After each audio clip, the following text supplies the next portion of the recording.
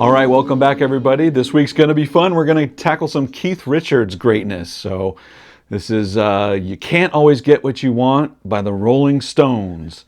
And my goodness, the drama that's out there on the internet of what the tuning is for this song is crazy. There is as many opinions as people out there.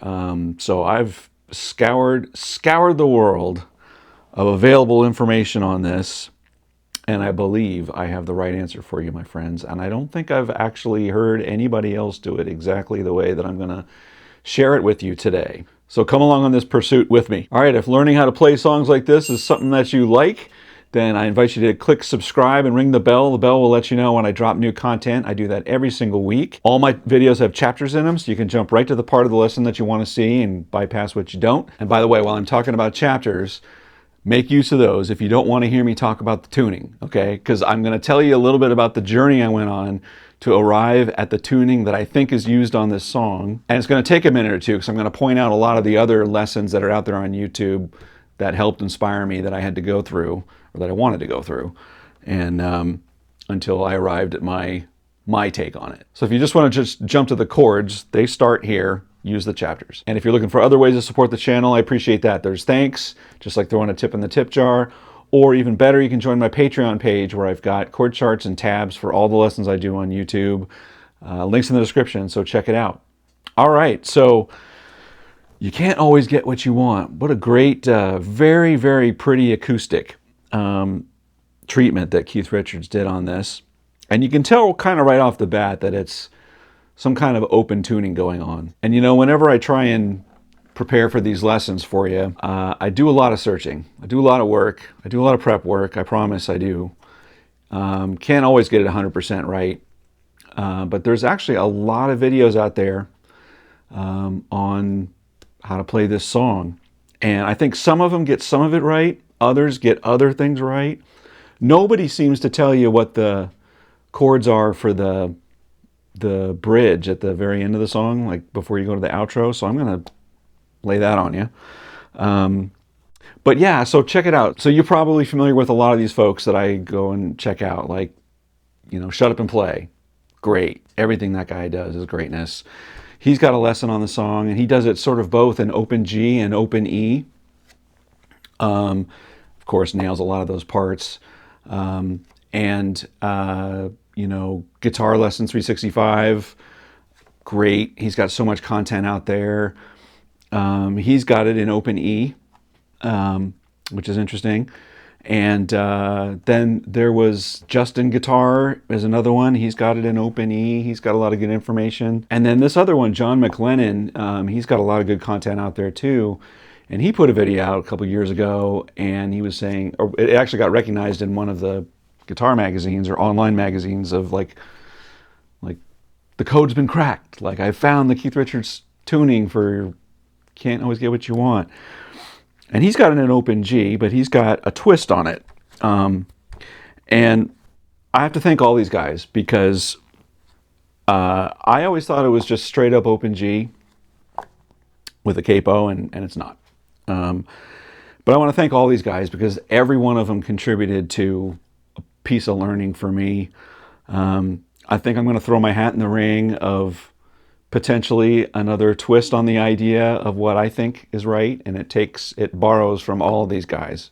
Okay, I may be wrong, but I don't care. This is my contribution. So first of all, one thing that I settled on that I learned from Tom McLennan was listening to that ringing E, the high E string. And you know, when you listen to that song, I always thought, like, is it a 12 string?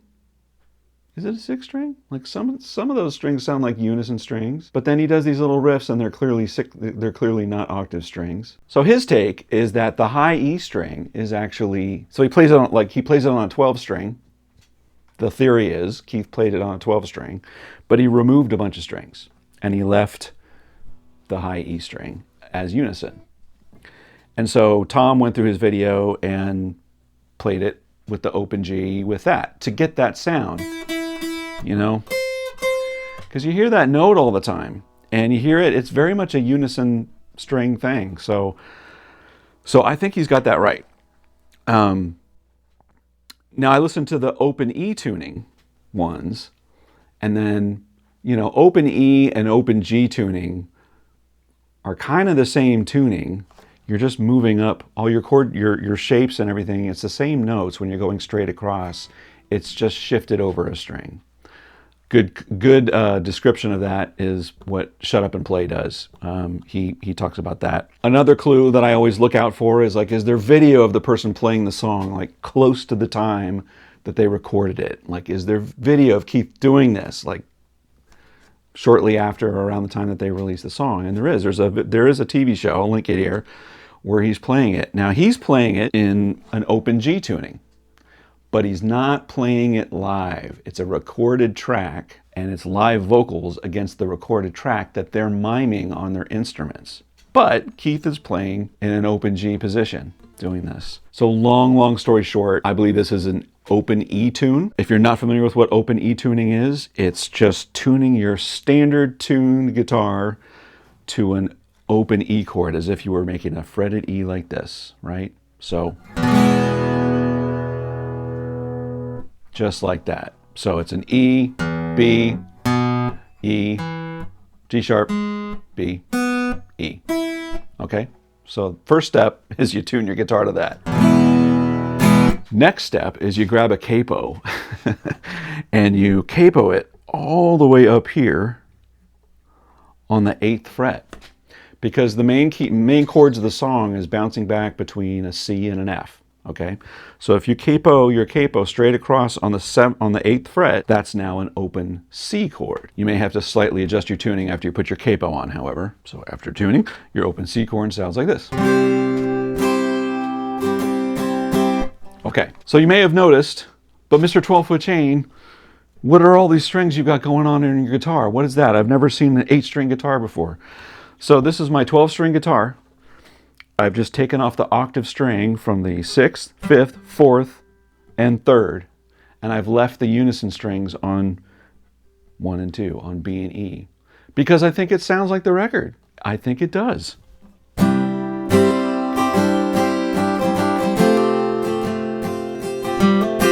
It does. You get those unison string thing happening. So here you go. My unique contribution maybe to the internet is that I think Keith may have played this on a 12-string, and he's left the unison strings, the B string and E string, and taken off the octave strings for the rest. There you go. Fight me in the comments. Okay, so here we are, open E tuning, capoed at the 8th fret.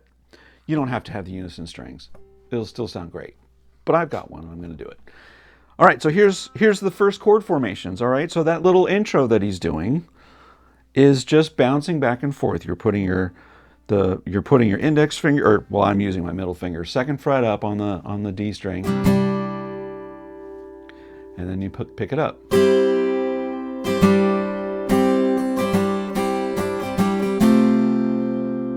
And you make sort of what you would normally call that as an E7 down here, you know, an E7 position on top. Something to listen for. Hear this note? Hear how that's going the whole time? It's going the whole time. So you know, it's another clue that it's either this tuning, or as Tom was doing, it was the open G tuning, and he just held his pinky there the whole time. But you also hear this note. That note is also going on.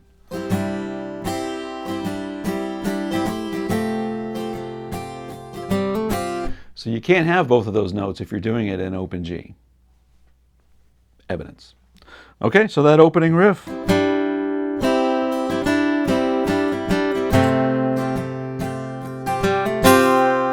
That's just a hammer on and hitting the rest of the strings. Basically strings 4 through 1 all the way down.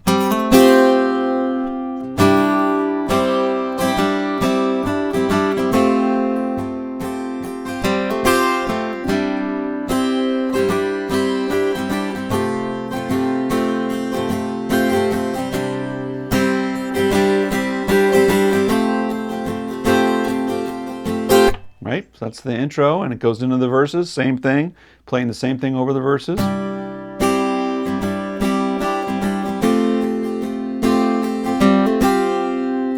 All right, and he runs through that until you get to, until you try sometimes is the lyric.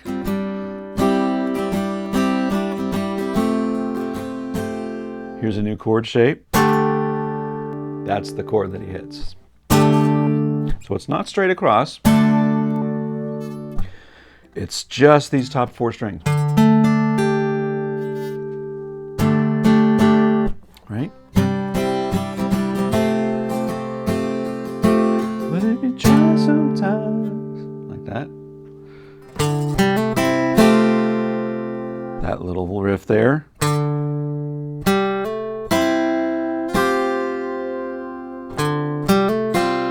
Right? You get what you need.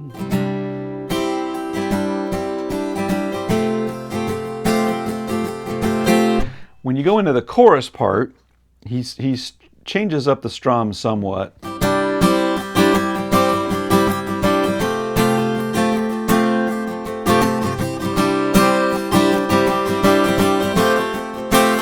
A little more aggressive, and the beats per minute, the tempo is all over the place in the song. It's like it climbs, you know, from the beginning all the way to the end as the energy grows, right? One thing I've noticed is, and it's very hard to tell, even when you listen to the isolated guitar, when you go to the chorus part, it's basically the same. It's basically the same as the verse. It's just sort of the more aggressive strum pattern. But sometimes I think I hear that.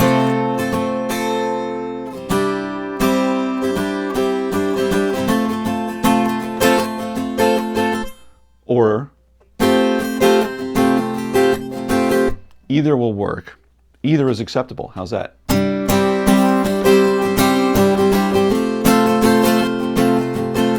Or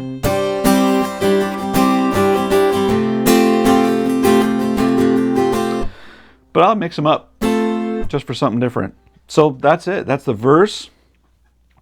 And then the pre-chorus and chorus. Pre-chorus is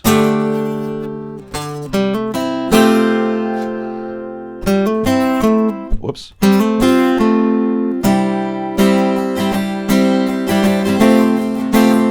Right? All right, now here's the part that nobody shows you. And it's that instrumental part that happens right before the super long outro. And to be fair, the guitar isn't technically the guitar isn't playing on the recording all the way through it. It plays some of the chords. But I'm going to show you what all those chords are because they're really interesting and they sound very, very pretty. Okay, so I'm just going to strum the chords to outline where we're going with this, okay? That's the first one.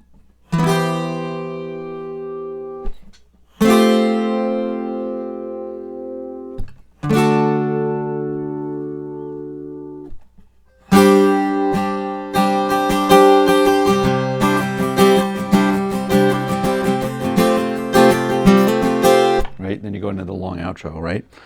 Very, very pretty. So here it is.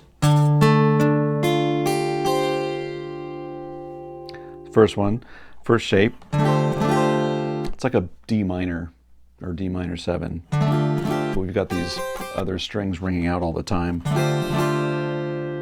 Then you just same shape, slide it up 2 frets.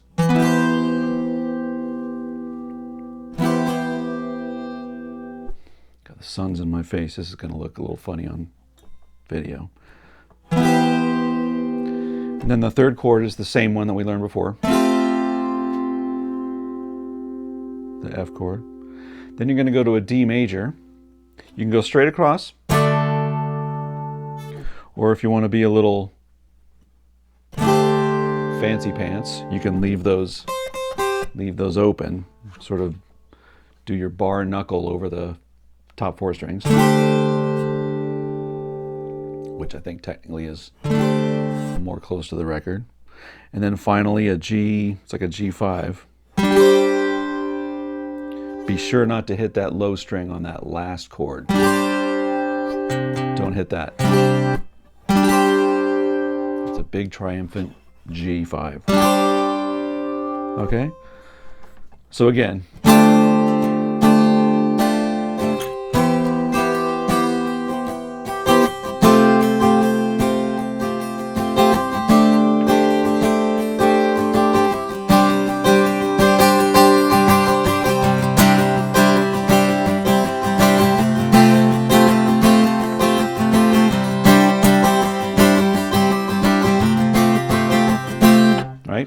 go. Another alternative voicing on that last G5 is that one. You just add that 10th fret on the first string instead of, that's like a suspended, which is interesting, and that's more definitive. Either one works. I think on the record you're hearing that. And on the record, he doesn't, like I said, he doesn't play every one of those chords. Like the first one is sort of like you don't hear any chord. And then you hear, and then maybe you hear, and then I don't think you hear anything on the next one. And then on the last one, it's, but when you're playing live, just play all of them.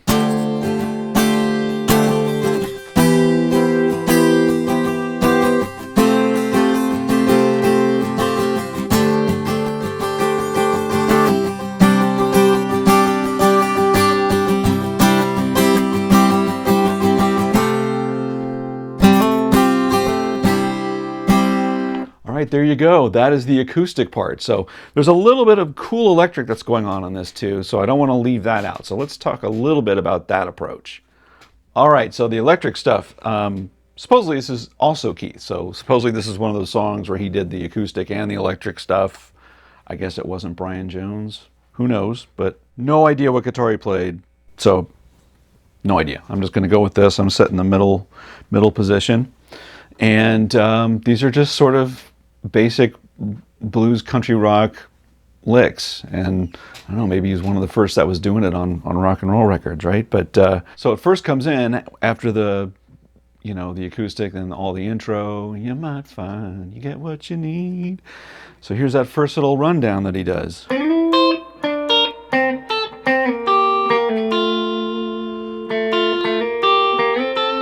It's all based on variations of that. So think of your C. You're just playing around with the third string and the first string, outlining basically the major, well, you're outlining on the case of the C, the major third and the C note. Follow that major scale line down. It's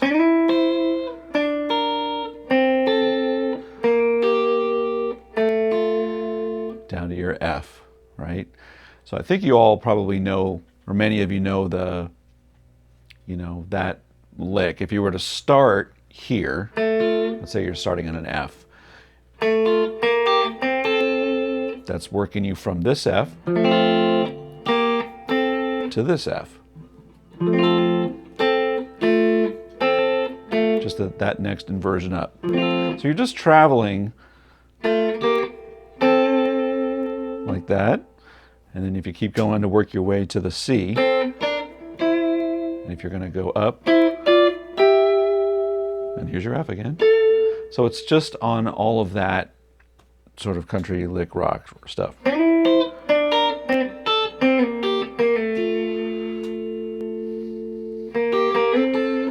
Play anywhere in that during those C to F parts, and it works. Then when it settles on the normal verse, C to F. What Keith does is on the C chord that the acoustic's playing, he stays on this sort of third and first string thing. He plays it on the third fret. Just these two. Slides up. That's when it goes to the F, because now that's part of an F chord. Prescription filled.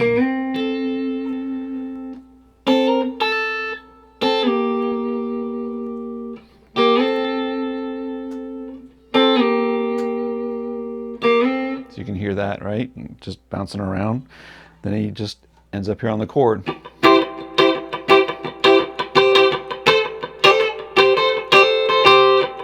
During the chorus. That's all that is. It's very understated, but very cool.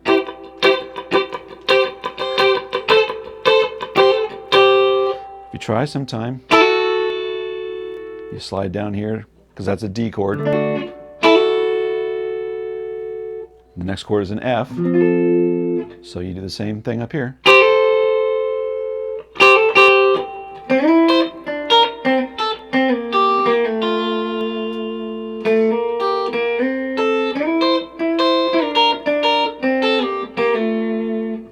Any variation on that. So that's all the sort of verse and chorus stuff. He starts to let loose on some leads during the verses.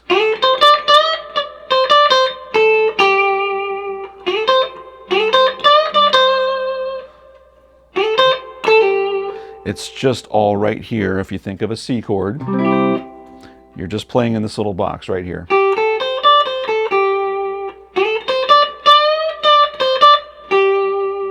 You can bend up there.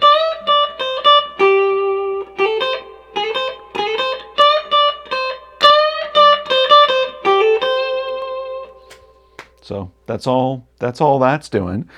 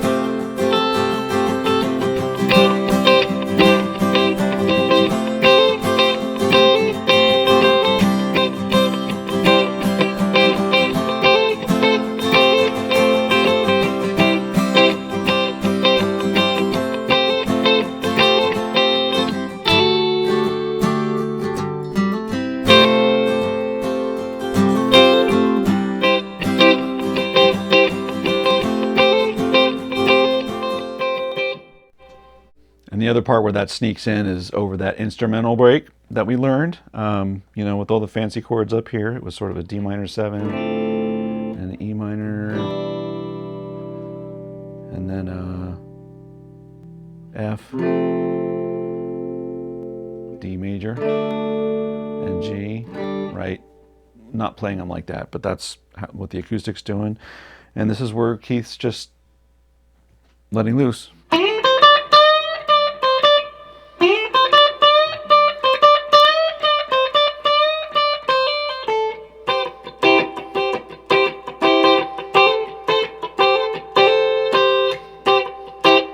It's all variations of all of those things all the way out. But that's really it for the lead guitar. Very tasty, very clean, and not a whole lot to it. So, okay.